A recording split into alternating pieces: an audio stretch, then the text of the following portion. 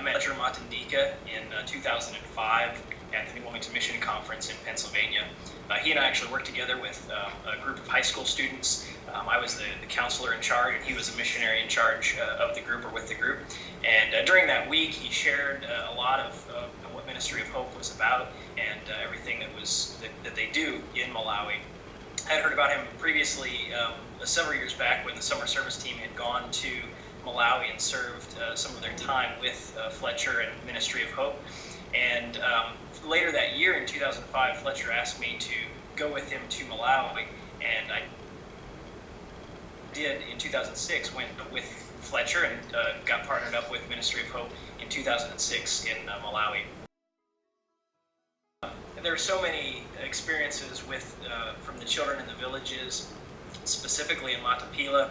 A lot of kids that really got to know or got to hang out with a lot, I guess, regularly. A lot of teams would go since that was the closest feeding center to the city. But from all those connections with the kids in the villages and just being able to go back in 2006 and meet them, go back as volunteer coordinator in 2007, and again with Joni in 2008, really got to build deep relationships with a lot of the volunteers, a lot of the Malawian staff that work at the feeding centers, as well as the children who are being cared for.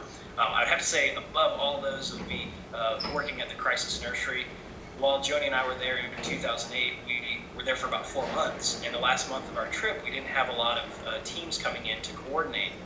And one opportunity that we were able to have that year was to foster one of the babies from the crisis nursery for about a month. We were able to bring the baby into the home that we were living in Malawi and take care of her and kind of give her a boost in her development. She was very far behind definitely, and we were able to help make sure she was getting all the food that she needed. Not that the crisis nursery wasn't doing that already, but we were able to focus our attention on this one baby and give her a lot more attention, a lot more care, and work with her development and get her back to, or at least a boost towards where she should be.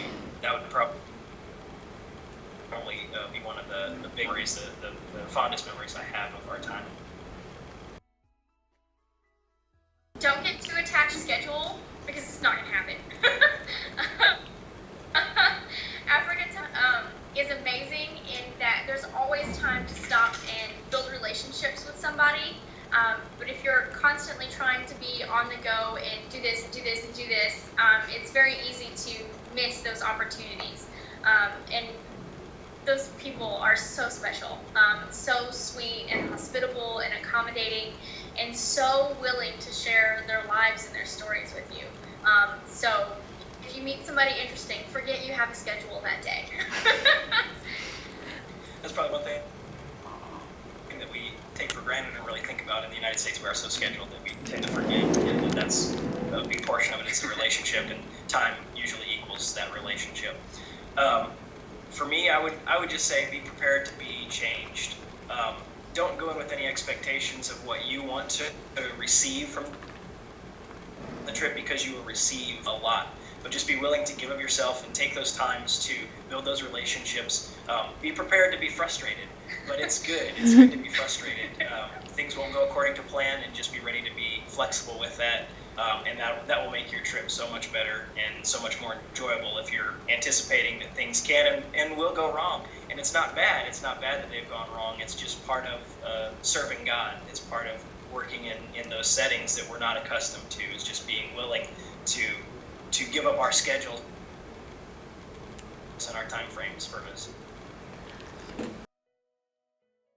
Absolutely, the children.